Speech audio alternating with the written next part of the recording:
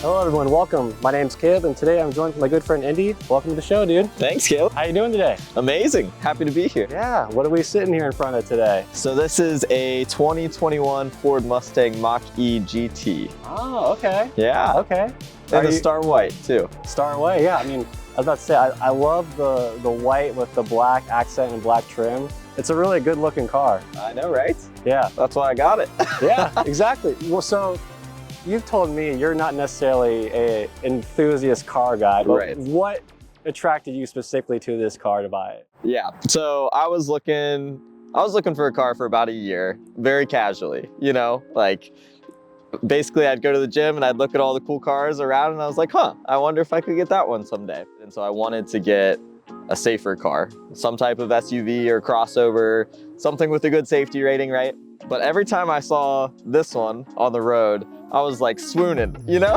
Like I was starry-eyed. And then I remember one day I was driving home from church and somehow one of these cars was coming the other direction and I saw the Mustang logo light up at night and I was like, this is it. You know, I was like, okay. I looked on Carvana, I saw this one on there and I started doing all the research. The price was under Kelley Blue Book price to get it used. I called Kristen, my wife, and she was like, go for it, you know, you can get it. Yeah, I got the wife approval. Let's go. You gotta get the wife approval. And I've loved it ever since. I got it about 4 months ago and it had 11,000 miles on it. And I've done about 3,500 so far. If you look in the back, I got 2 car seats. I got a base for my youngest son and then a big one for my almost 2-year-old daughter. So it's kind of funny to go to daycare and loading them up into a Mustang, right? But hey, that's why I got it. It's got a great safety rating. I wanted them to be safe and I wanted to have fun driving around. How is it going from a gas-powered car to like an electric car? How was that transition? It's so quiet. Like you don't even know that it's on. And so sometimes you'll find yourself like, did I turn it on? Is it on? Sometimes you'll turn it off and you thought it was on. But it just feels so smooth and the pickup is so much faster. It's, you know, a lot of electric cars are kind of dangerous just because they can go 0 to 60 so fast. Yeah, exactly. So you have to be smart at red lights and things like that. Well, hey, do you want to take it out of the road, take it for a spin? Let's go. Let's do it.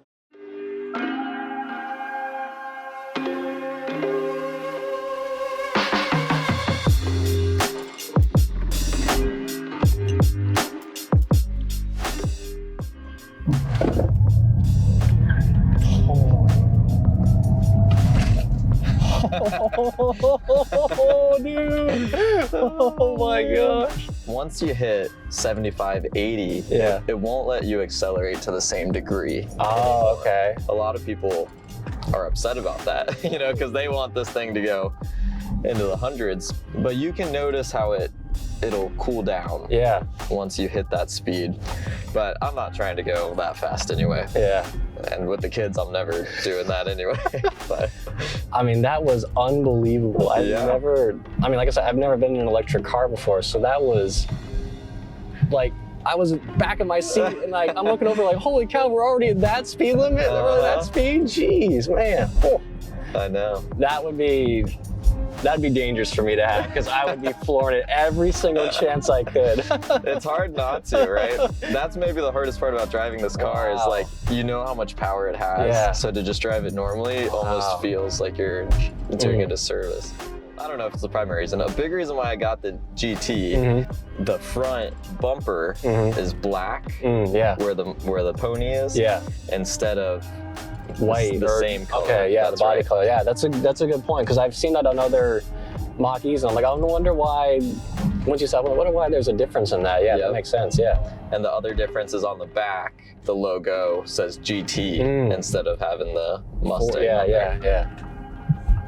But I just think it looks even more crisp having it black. Yeah.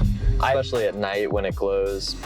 So walk me through how does this car ride and how does it handle and how is it just to drive then, apart from the phenomenal speed, of course. In my opinion, it just feels smooth. Yeah. The steering wheel is so nice. It can be heated as well. Okay. It brakes easy. Everything feels the way that you would want it to feel. Yeah. This is like just a nice place to be in for, you know, a car where you're spending a lot of your time. You definitely want the interior to be something nice, especially for a family too, you know? You do. Like I said, I've never really had experienced an electric car before, so all my information just comes from, you know, the internet and just watching videos and whatnot, but like actually like, you know, experiencing it and seeing how it is, like, this is actually a pretty, I know the Mach-E it's an interesting car in terms of like enthusiast perspective, but this is definitely a very well-built and well-designed car, I will say. Yes. I do like it. Yeah, I like this. So in terms of, you know, general pros and cons of the car, you said, you know, safety rating was a big thing for you. Are there any other pros or cons associated with the car that you learned? Yeah, some definite pros are the range is high for an electric vehicle, and especially this is a 2021 model. And so for that time, 270 miles is great. That's a really good range. This goes really fast, of course, because it's a GT. It goes 0 to 60 in about 3.6 seconds. Wow. And so you feel like you're on a roller coaster, you know? The adrenaline is pumping as soon as you hit go. The tablet is phenomenal. You know, most of us start driving a car that's old. It's back from the 2000s or 1990s, whatever.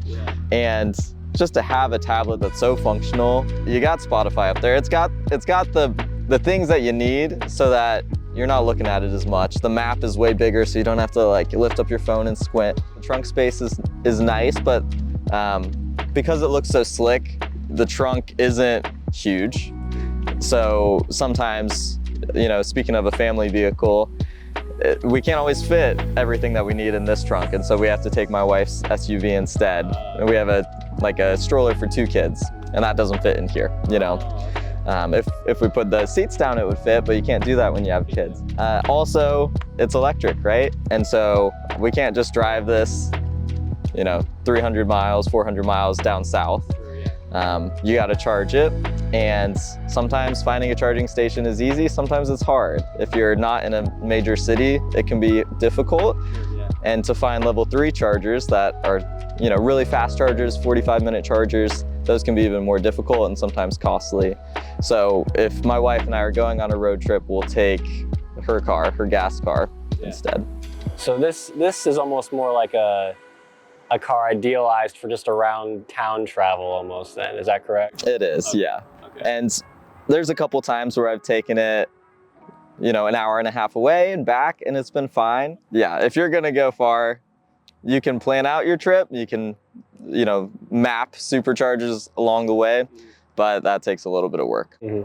Does that screen, does it have like charger locations built into it that you can like route yourself to if you need to? So you can use the Ford Pass app, and there's some other apps like ChargePoint that'll help you map it out along the way. How long does it usually take to charge from like an empty to a full tank, or how much time do you usually just spend charging the car? Do you just plug it in overnight? Yeah, that's the best way to do it. Yeah. I got the Ford connected charge station installed in my garage. And if you live in a city, oftentimes there are level 3 chargers, the superchargers, that are sometimes free, just because a certain city will provide it for free. And so you can go get your lunch and head over there, because a supercharger level 3 will take about 45 minutes for this vehicle to get from 0 to 80. And they max out at 80%, but there's level 2 chargers, and it'll take about 10 hours from 0 to 100 to get it for a level 2 charger. So what I have in my garage is a level 2 charger, and I just drive it once it gets, if I park in my garage and it's below 50, I'll plug it in for the night, and it'll stop charging as soon as it gets to 100. And then I go out in the morning and put it back up. I'm always curious, so have you noticed, like, is it cheaper to charge this than it was to like just go fill up your tank at the gas station? Have you ever like done any like cost analysis with that? Yeah. Or? Yeah, so it depends on what the cost of electricity is in your region, right? But for us, it's about half the cost Wow. to just charge it at home. obviously there's no oil here, so with the batteries, like, have you had to do anything to the batteries, any repairs or whatnot, or? No, I haven't had to do anything. I'm the second owner, so there was another owner who got it up to 11,000. But my plan is just to do a yearly service check, or maybe every 6 months. Once it hits 20,000 miles, I'll definitely take it in. Yeah. But so far, everything's been perfect, which is what you want when you buy a used car, right? You're hoping that that'll be the case. You know what's nice is that this car doesn't feel like huge. Like I've driven a few SUVs where it's like, you just feel like you're driving a huge box, but this feels like nimble almost, you know? Well, so I took my foot off the brake and the car didn't move. Right. And I'm like, that was weird. That was weird. It takes a while to get used to that. That was weird. I was not used to that. I'm like, wait, the car's not moving. Wait, what am I doing? Some people are like, I'm not learning it, and they just turn that feature off. But I was like, this is genius. Yeah. I forgot to mention this. The car can drive itself. Oh, really? Yeah. It's got self-driving. It does. Okay. Do you use it a lot? I use it, yeah. Okay. So it's like cruise control. Okay. It's just when you press the button, it's going to drive itself instead. Okay. And so specifically if you're on the highway or, you know, there's no traffic around you. Mm-hmm. And then you hit the button and you have to be in the green. So you have to be in the middle of the lane to start it. Okay.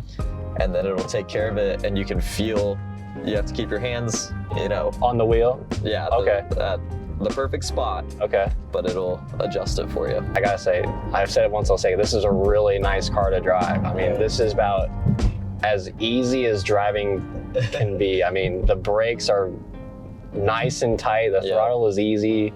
The handling is, I mean, I'm not even like thinking, I'm just like turning the wheel and I'm like, oh, hey, this is where I want to go, you know? Right. Hi everyone, I just wanted to say thank you so much for taking the time out of your day to watch my YouTube videos. It truly means the world to me and I cannot thank you enough. The last thing I'll say is all glory to God, God bless. Have a great rest of your day.